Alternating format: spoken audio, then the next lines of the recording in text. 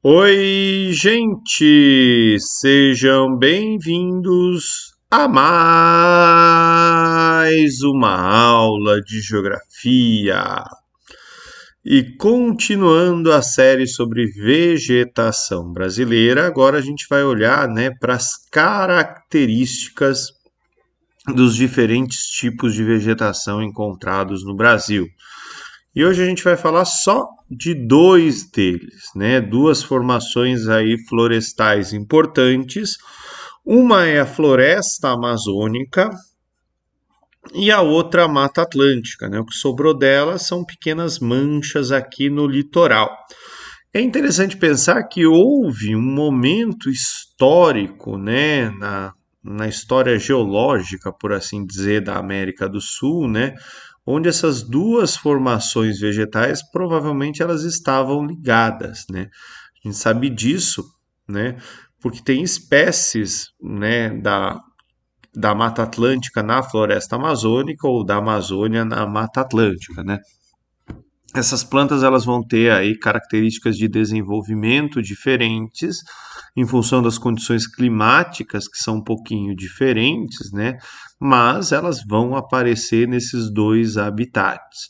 E muito provavelmente, né, em alguma dessas mudanças climáticas que houve, né, ao longo aí dos últimos 200 milhões de anos, né, é, foi havendo aí um processo de savanização aqui do interior que formou o cerrado, né, que acabou sendo uma barreira natural entre essas duas formações vegetais que um dia, né, estiveram unidas formando uma única grande floresta. Mas vamos por partes, né? Então, floresta equatorial aqui do Brasil ou floresta amazônica. Para começar, né, essas duas formações, em inglês eles chamam tudo de rainforest, né, porque elas são associadas aí a clima que é quente e úmido, né. Só que o clima equatorial ele é mais quente e mais úmido do que o clima tropical úmido, né. Então, por conta disso, a única diferença assim de aspecto da floresta equatorial, né, da Mata Atlântica, desculpa, da floresta amazônica e da Mata Atlântica, é a altura das árvores, né, o porte dessas árvores que geralmente vai ser um pouquinho maior, né. A gente está vendo aqui o dossel, né, da mata. Bem, algumas coisas são importantes, né, de serem frisadas ou lembradas. A Amazônia ela não é só nossa, né?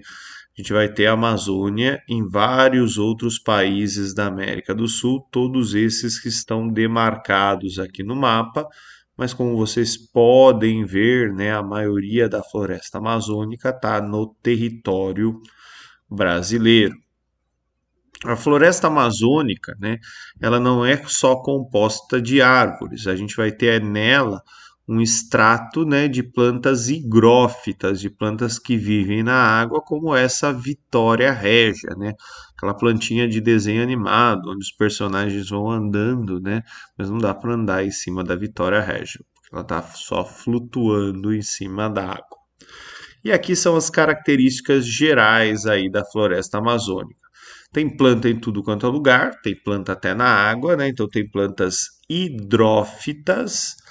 A gente vai ter também, né, plantas higrófitas adaptadas à umidade, né?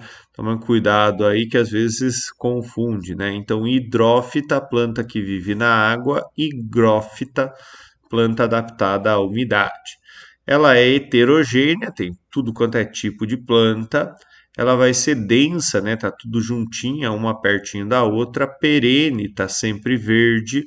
Árvores de grande porte, tem plantas que chegam aí a 70 metros de altura para se proteger ali, né, para se escorar, se sustentar. Essas plantas têm raízes laterais, elas não vão ter raízes profundas, porque como o clima é úmido, elas não precisam buscar água em profundidade e elas são latifoliadas, elas têm folhas largas, né? Aqui estou eu no ano de 2012, do lado da maior latifoliada da floresta amazônica, né? Latifoliada não é folha grande, tá? É folha aberta, cheia desses veios. Eu deixei aqui também para vocês um link, né, de um videozinho chamado um Pé de Quê, né, de um programa chamado um Pé de Quê. Ele vai mostrar aqui a samaúma, que é uma dessas árvores que chega a 70 metros de altura. Algumas outras coisas que vocês têm que lembrar. A Amazônia não é o pulmão do mundo, tá? Mas ela produz uma grande quantidade de oxigênio e esse oxigênio vai ser consumido ali, né, nos processos que ocorrem na floresta. O pulmão do mundo é o fitoplâncton marinho que está lá nos oceanos. Bem, floresta amazônica ela vai se dividir aí em três grandes estratos. Tem floresta na água, chamada mata de igapó, né, vegetação que vive permanentemente na água.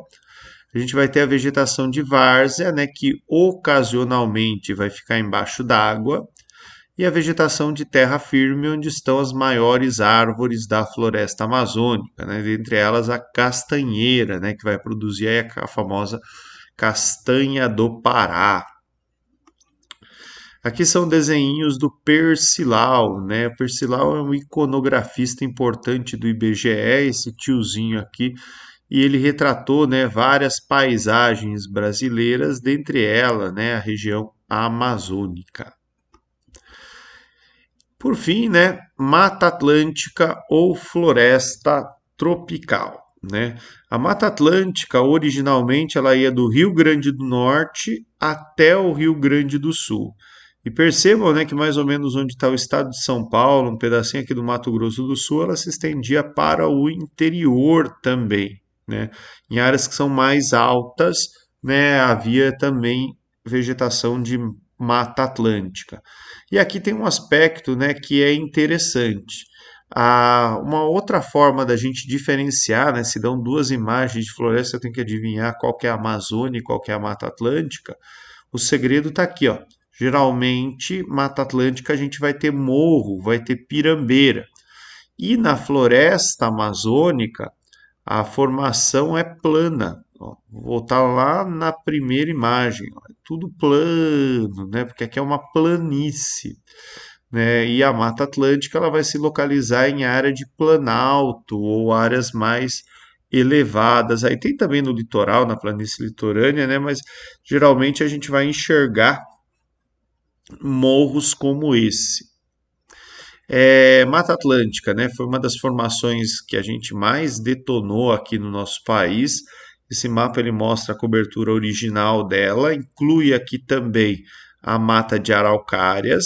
A gente vai ver ela como categoria separada, mas é comum, né, incluir a mata de araucária junto. E aqui, ó, o que sobrou, né, os remanescentes da Mata Atlântica, né, o que restou dela, e só restou nas pirambeiras ali, que não dava para ocupar para agricultura nem para construir cidade. Características dela são as mesmas da floresta equatorial.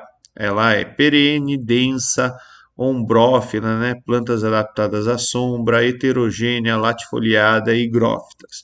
A diferença é que o porte das árvores é um pouquinho menor, né?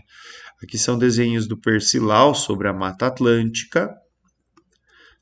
Aqui é uma reportagem bem legal que mostra um pouquinho, né, da relação de uma e da outra mata, né? Como que elas estavam interligadas há alguns milhares de anos atrás, milhões de anos atrás. E aqui é um exercício da Unesp, né? Mata Atlântica desempenha uma extraordinária função social, cobrindo parcela significativa do território brasileiro. A biodiversidade da Mata Atlântica fornece serviços ecológicos essenciais para 145 milhões de pessoas, 70% da população brasileira, e constitui a base de recursos para uma parcela considerável do PIB do país. Considerando a função social destacada no excerto, são exemplos de serviços ecológicos prestados pela Mata Atlântica preservada, né? Então aqui, ó, o segredo é olhar para as alternativas, né, e encontrar aí aquilo que faz sentido, né? Então, ó, seleção de espécies com valor de econômico, a Mata Atlântica ela já foi muito degradada, né? E as espécies com valor de econômico já foram selecionadas, já foram cortadas, já era, né? Vise de exemplo aí do pau-brasil, tá? Letra C, proteção contra erosão, beleza. Recuperação de áreas agricultáveis, mas para isso acontecer você tem que reflorestar, né? A mata natural ela não está recuperando nada, porque não tinha agricultura ali. Decomposição de rejeitos urbanos também não faz sentido, né? Tratamento de água também não faz sentido, mas ela fornece água, né? Muitas vezes áreas de manancial, né, onde vai nascer grandes rios, são áreas que vão ter mata atlântica. A melhor alternativa aqui, ela está ligada à letra A, produção de oxigênio e purificação do ar. Era isso que eu tinha para falar para vocês agora. Só lembrem-se, né, que o oxigênio é produzido e consumido ali. Era isso que eu tinha para falar para vocês. Brigadão, gente, e tchau, tchau.